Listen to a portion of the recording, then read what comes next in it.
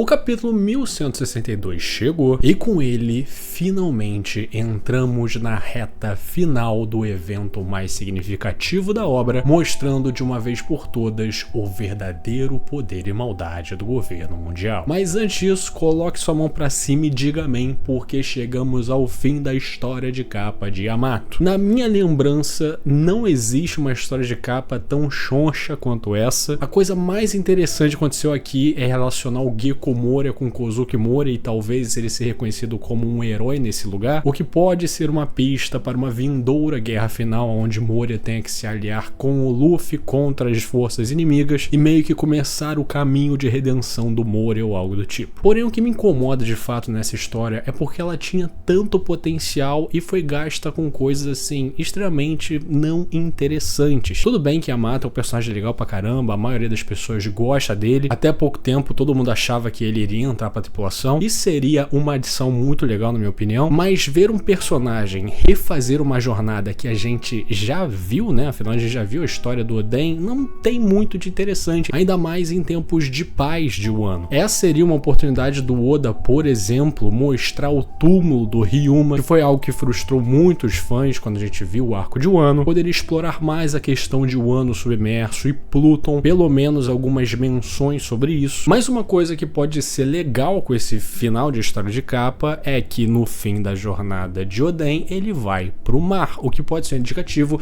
de que Yamato vai começar nessa jornada como um pirata e talvez indo encontrar algum membro da frota do Chapéus de Palha pra entrar e ficar próximo do Luffy e tal, enfim. Sem mais delongas, bora pro capítulo. Vemos a confusão em God Valley e aparentemente Rox estaria lutando contra Garlin, enquanto Rayleigh pega Shaq com seus braços e começa a fugir até um lugar seguro. Um bando de piratas tentando interferir e ter a glória de resgatar Shakuyaku, e a gente pode ver aqui Spencer, né, aquele espadachim de tripulação do Roger, ajudando na fuga do Rayleigh. E quando os marujos piratas Rox estão pensando em atacar o Rayleigh, o Chique bate em todos eles e fala que se eles atacarem ele, a Shaq vai acabar se machucando. E agora que Shaq está salva, todo mundo foca em pegar os tesouros dessa ilha. E nesse momento vemos Shaq muito feliz ao ser resgatada, com Rayleigh dizendo que ele precisa dizer algo a ela, mas ela falando que não precisa, pois ela já sabe. Que bonitinho! E agora nós vamos para uma cena onde a gente já viu, onde Kuma e Ivankov invadem um armazém de tesouros da caçada e acham as frutas do diabo. Charlotte Lin chega e impede Ivankov de comer a fruta do Kaido, que seria muito engraçado, mas tudo ocorre como a gente lembra, Kuma come a fruta dele e cada um vai pro seu lado. E com toda a confusão acontecendo, vemos Monkey D. Garp e o seu fiel escudeiro Bogard, com Garp muito puto, vendo o campo de pessoas mortas e entre eles escravos, deixando a entender que Garp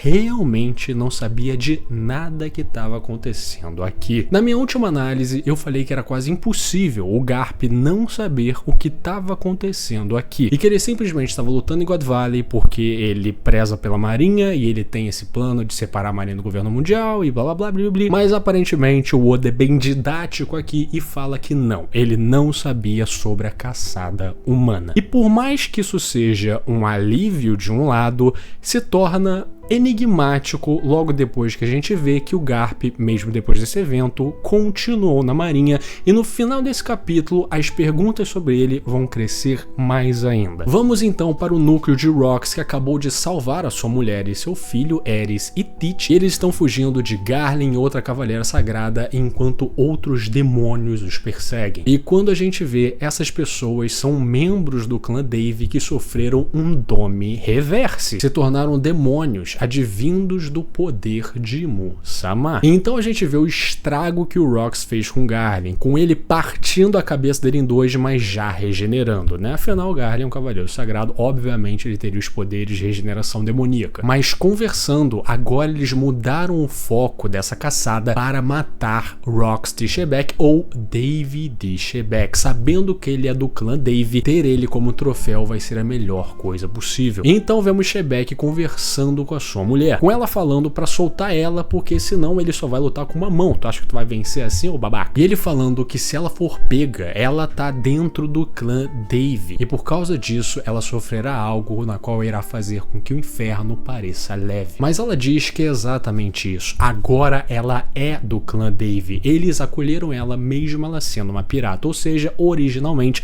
ela não era uma Dave, mas pode muito bem ser uma Marshall D. Ainda não temos a confirmação se esse nome do Teach é inventado por ele, né? E ela, se desgarrando de Shebeck com Teach em seu colo, fala que se ela fosse mais uma donzela em perigo, ele nunca se apaixonaria por ela. E quando Shebeck tenta broncar ela, ela fala o seguinte: se eu perceber que a gente vai ser capturado, eu mato Teach e me mato logo depois. Vamos dar um jeito de sobreviver e nos encontramos de novo em Lulúzia. Primeiramente, Eris, mãe foda pra caralho, sendo que em toda essa conversa dá pra gente pegar várias coisas. Primeiramente, a pergunta primordial: o que o clã Dave fez pra ser tão caçado e atazanado pelo governo mundial? Muito mais do que qualquer outro clã D. A teoria mais forte é que eles seriam o clã ancestral dos bucaneiros, todos os bucaneiros advêm deles, e a gente sabe pelo Saturne que os bucaneiros cometeram um grande crime, assim como os Unisha, mas eu gostaria que o Oda explicasse um pouco mais sobre toda essa questão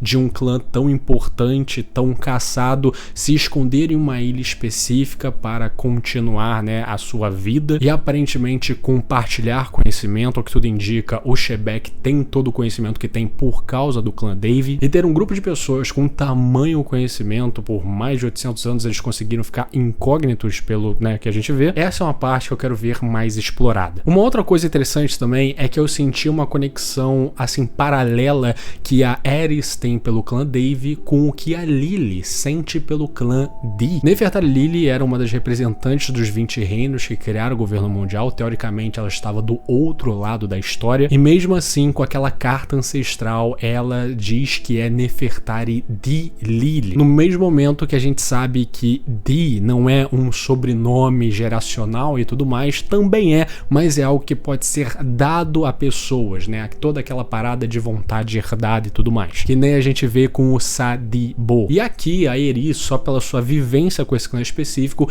ela já se considera do clã Dave D, mesmo sabendo que ela vai ser caçada pra cacete por causa disso. E por fim, voltamos para a misteriosa Lulúzia. Pra quem não lembra, o reino de Lulúzia foi o mesmo reino que foi apagado por Imu, que achou que o sábio estaria lá e aparentemente usou Uranus para isso. O curioso aqui é que God Valley está no West Blue, enquanto Lulúzia está no Paraíso, na primeira metade da Grand Line. Então Eris fala de Lulúzia aqui não por ser uma ilha próxima, mas sim por ser uma ilha onde ela sabe que eles vão ter refúgio. E por quê? Lulúzia é um dos 50 representantes do Reverie. Será que é porque tem outra célula Dave D escondida lá? Pelo que a gente viu, a família real de Lulúzia era bem odiável, né? Os caras que tratavam todo mundo como lixo, era aquela caricatura do rei nariz empinado que não liga pra ninguém. Então por que exatamente Lulúzia teria agora toda essa importância? Com Eris fugindo, Shebeck vira para os Cavaleiros Sagrados e os Demônios e, desembanhando sua espada, ele simplesmente fala que quem foi salvo foi ele,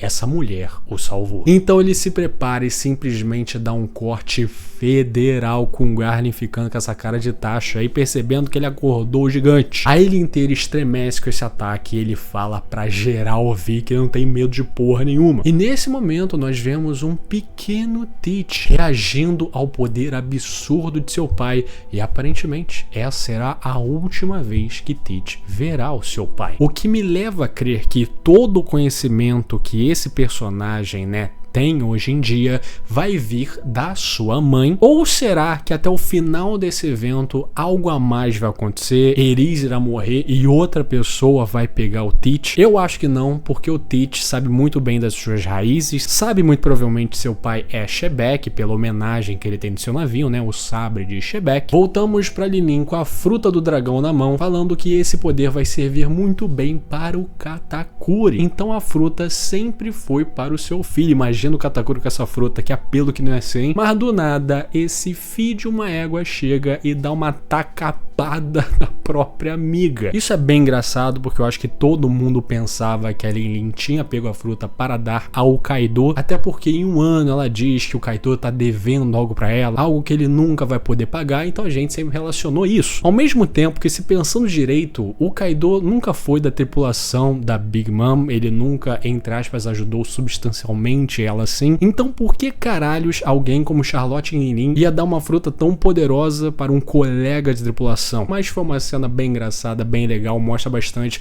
a personalidade desses dois. Depois disso, vemos um quadro bem emocionante, de Dragon fugindo com o Shanks, que agora acordou e tá chorando, e Eris fugindo com seu filho Teach, representando uma ironia meio bizarra, né, que esses personagens tinham tanto para ser tão parecidos e mesmo assim percorrem caminhos tão diferentes. E obviamente, até o fim desse arco, a gente precisa saber se o Dragon realmente conseguiu salvar o Shanks ou algo aconteceu, e se Eris conseguiu ela salvar o Teach ou se ela vai morrer no processo. Agora vamos para o segundo armazém, onde tem todos os tesouros da caçada, e os piratas Roger acabaram de encontrar aquele lugar e vão começar a saquear tudo até que a marinha chega para interromper a festa, e nesse momento vemos Monkey e Garp de novo com a fala: nada faz sentido aqui até a justiça. Essa é uma fala muito óbvia de que Garp, nesse momento, separa o que é a justiça da marinha da justiça do governo mundial e começa a lutar para separar as duas entidades. Porém, esse evento ocorreu há 38 anos atrás e a gente ainda vê um Garp fiel à sua marinha,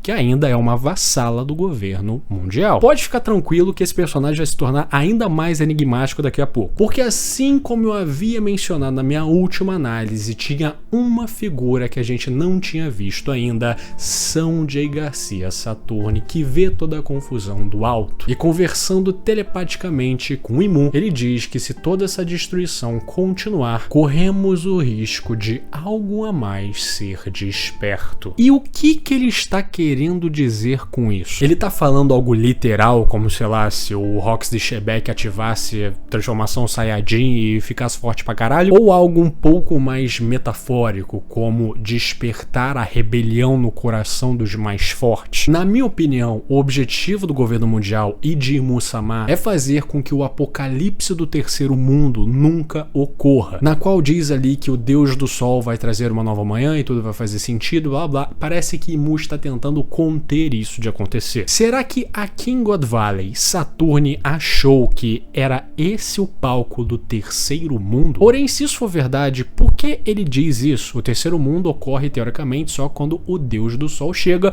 ou seja, alguém que tem a Hito no Mi modelo Nika. Será que ele está insinuando que Shebeck era um usuário dessa fruta e não sabia? Ou que essa fruta estava dentro de um dos baús desse evento? E essa foi mais uma das ocasiões onde a fruta conseguiu escapar deles? Eu sinceramente acho que não. Eu acho que se o governo tivesse posse da Hito no Mi modelo Nika, né, a antiga Gomu no Mi, eles logo trancariam ela na Terra Sagrada, assim como aquele chapéu de palha gigante. Mas é curioso o Saturni dizer essas palavras, ainda mais de um evento como esse. Vemos a cena do Kuma utilizando seus novos poderes e isolando os escravos dessa caçada desumana, o que eu achei bem legal, mostrar essa cena, mostrar nessa santidade do Kuma desde criança. Mas enquanto esse ato lindo acontece, um ato macabro e maligno começa a acontecer no meio do caos. O grande raio negro de invocação toma God Valley e esse haki ancestral chama a atenção do trio dos mais fortes que está aqui em God Valley: Shebeck, Garp e Roger. Então a gente vê o demônio que é o Shebeck diante dos corpos que ele acabou de derrubar, sendo um deles um Garlin fudido, falando o seguinte: como ousam ir atrás da minha família? Se me querem morto, derrubarei vocês primeiro. Esse é realmente o cara mais forte que a gente já viu nessa obra, não tem como. Se ele tá fazendo isso só com o haki, esquece. Vista essa confusão e o haki poderosíssimo, o trio monstro dos Piratas Rock se encontra, com a gente vendo o Kaido transformado com a sua nova fruta, Barba Branca chegando pro serviço e obviamente Shebeck preparado pra batalha. O que eu achei um pouco de fanservice aqui, porque o Kaido nessa época era só um pirralho de merda, mas aqui eu só tô falando como recalcado porque eu queria ver o meu Capitão John nesse trio monstro, mas tudo bem, tem que agradar o fã. Então vemos Sanjay Garcia Saturni transformado em Gyuki, porém a sua cabeça não é a cabeça de Saturni, sim a cabeça de Imu-sama, sendo uma fusão entre as duas coisas, mostrando verdadeiramente que o vínculo entre os 5 anciões e Imu é algo especial. E no semi-painel final nós vemos as 4 figuras que vão, figurar a batalha final de God Valley. Garp não entendendo o que está acontecendo enquanto aparentemente olha para a forma de Saturne, Roger ansioso pela nova batalha, enquanto Shebek, olhando para essa monstruosidade, diz que o que eles estão vendo é o próprio mundo. Eu tenho muita coisa para falar desses quadros finais aí. Primeiramente, a fala de Shebek, se referir a Imu como o próprio mundo, ele pode estar se referindo porque Imu é o deus do mundo, uma verdade que talvez só ele saiba, pelo menos entre os companheiros pirata dele, ou ele pode estar falando aqui de uma maneira mais literal, falando que Imu teria, por exemplo, a Akuma no Mi do deus da terra, que ironicamente seria uma Akuma no Mi demoníaca de fato, com o poder de um demônio e tudo mais. Sendo essa uma das teorias mais antigas sobre os poderes de Imu-sama, a gente pode ver nesse momento que Roger, exposto a esse fato, pode ter começado aí a realmente, querer saber mais sobre o mundo e fazer a sua empreitada, a sua volta ao mundo, ver One Piece, querer entender os poneglyphs. Eu acho que seria uma motivação mais do que justa, ainda mais sabendo, pelo que tudo indica, que Shebek morreria aqui, sendo essa uma maneira de não herdar a vontade de Shebek, mas pelo menos herdar o seu conhecimento. O Barba Branca e o Kaido estarem presentes quando isso acontece é interessante também, visto que o Barba Branca nunca pareceu ser uma pessoa que se importa com esse tipo de coisa. Ao mesmo tempo que o Kaido vendo isso, ele talvez entenda que ele precisa, criar um exército ultra, hiper, mega forte para fazer a mega guerra que ele queria para acontecer a paz, afinal ele sabe que ele teria que lutar contra esses caras. Porém, obviamente, o Garp saber disso é algo que na minha cabeça não faz muito sentido e precisa urgentemente ser explicado. Vendo a maneira que os vice-almirantes trataram a vinda dos Gorosei em Egghead, o que dava a entender é que os altos escalões da marinha sabiam pelo menos que o Gorosei era apto, sabia lutar e tinha poderes ancestrais que não era da conta deles. O que vendo o Garp, aparentemente, obviamente com a idade que ele tem, ele saberia disso também. Mas ele ter visto na frente dele um Gorosei, um ancião mundial, se transformar numa besta, tendo essa forma bizarra controlando ele, que é Imu-sama, como caralhos esse cara ainda está na marinha e, melhor, como ele ainda está vivo? Quando o Cobra vê a forma de Imu-sama, o Gorosei fala que no momento que ele viu Imu, a vida dele estava condenada e eles simplesmente mataram o rei de Alabasta, um dos reinos fundadores e um dos representantes mais importantes do Reverie. Não satisfeito, sabendo que o Sabo sabia da existência de Mu, eles simplesmente apagaram Luluzia, que, pasme, também era o representante do Reverie. Ou seja, como caralhos a porra de um vice-almirante da marinha também não foi liquidado por saber da existência dessa pessoa, sabendo que o Rox de Shebek provavelmente acabou de falar pra eles o que significa. E aí eu fiquei pensando, porque o Garp não gosta de lembrar de God Valley, não gosta da alcunha que tem de ser o herói da marinha por causa desse evento, e tem essa dúvida muito grande porque, pelo que a gente viu aqui, nem Roger, nem Rox, nem Garp vão lutar entre si, visto esse monstro bizarro na frente deles. O que pode demonstrar que talvez Imu force Garp e Roger a atacar o Shebek, e por causa disso, na história, ficou erroneamente conhecido como a aliança entre o pirata e o marinheiro contra esse mal horrível que era o Shebek. Mas o Garp e o Roger seriam suscetíveis a um Dome Reverse, algo assim que, na nossa concepção,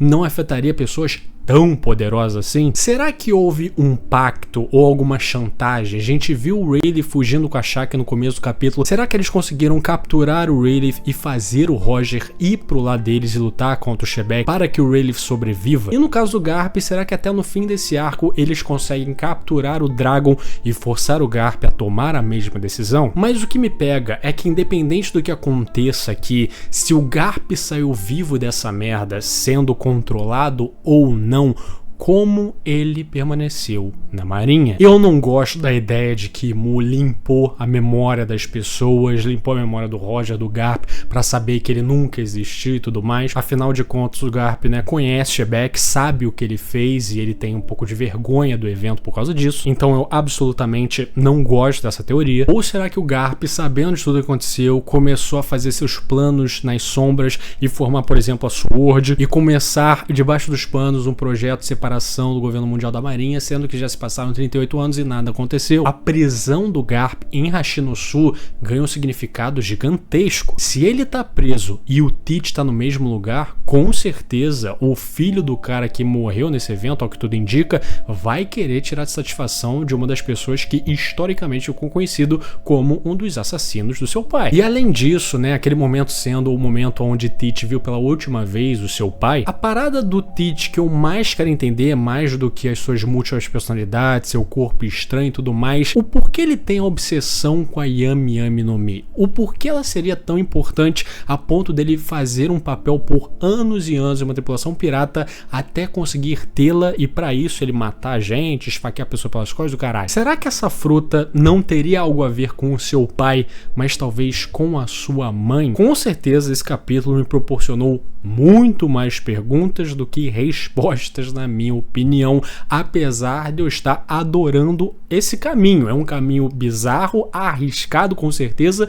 mas eu tô confiando, bicho. O flashback em God Valley tá insano. É muito maneiro ver um evento tão definidor, com tantas personalidades fodas, sejam novas, sejam no seu auge, com a gente conseguindo ver o quebra-cabeça enorme que é One Piece e a gente com esse flashback específico conseguindo encaixar várias coisas que não faziam muito sentido até então. Mas é claro que, como sendo One Piece, mistérios se tornarão maiores e mais coisas vão ficar incutindo na nossa mente, mas com certeza absoluta eu tô ansioso pra caralho pra ver essa conclusão, ver essa batalha final e como assim Imu chegar no meio do nada. É uma loucura isso tudo. Querendo ou não, God Valley tá eletrizante e sinceramente eu não quero que acabe. Eu acho que até vai ser meio broxante voltar pra Elbaf depois de tudo isso. Se você chegou até aqui, meu muito obrigado. Lembre-se sempre, curta, comenta, compartilhe e se inscreva no canal, isso me ajuda demais. Se tiver pelo celular, dê uma hypada pra ajudar o guri. Um agradecimento especial para o Alisson Rodrigues, Guaxinim Gamer, Buruburu, O Gugas, a Rosca dele, Vanilson Silva, Retroblaze, Bigode Orei, Maria, Gustavo Onda, Matheus Santos, João Pedro, João Oben, Pedro Junqueira, Pedro Corredora PL, Gabriel Franco, Volknar, Yukaki Amagis, Codeia Baixinhos, Chico Mia, Ria Benedito, Ibura, o Indialogável, Togers, Fábio Luiz, Victor Moser, Gian, Gustin Gelk, Gabriel Zardo, Frosty, Saki, Giovanni Vaz, Guilherme Cruz, Jonas Fagundes, Madrugabi, Matheus Sarraf, Feceu, Saulo Rodrigues, Matheus Siqueiro, I Love Blondes, Quebra-Cabeças, Protestawat, Mão Analítico, Goiaba 2002, Hipnos 11, Devins, Vinhos Folhas Amargas, Killer, É Verdade, Pedro Rodrigues, Vitória, Toxic, John Vector, Bambu, Isalão, Worth, Esther Drovande, Manjobão, Catraca, Makoto, Branco Júnior, Richard K, Teus 7, Paulo Vitor, Rafael Ribeiro, Gabriel Fraga, Philips Morgan, Pixel Z, Iride, Dimitri Alves, Kaique Alexandre, Jackson D, Ângela Cavalcante, Maurício Vieira, Sugiro Kimimami, Yuri Fukuda, Woffen, Pepoca, Cowboy de Espaço, Entrou Sabonete, Buraco do Peru, Gabriel Rodrigues, Abílio Rua, João Vitor, Renan Correia, Guilherme Xavier, Igor Pereira, Fiat Paul do Outro Vudido, O Fluminense, Gabriel Rachadel, Igor Viana, Kipamo Endini e Buffy. Eles são os membros do canal, muitíssimo obrigado pelo seu apoio, vocês são fodas demais. E se você quiser ser que nem esses paladinhos do inferno de Dante, considere ser um membro também. É uma cervejinha que você deixa de beber no mês, então assim, se tiver sua nossa carteira, por favor, considere. Tchau, tchau!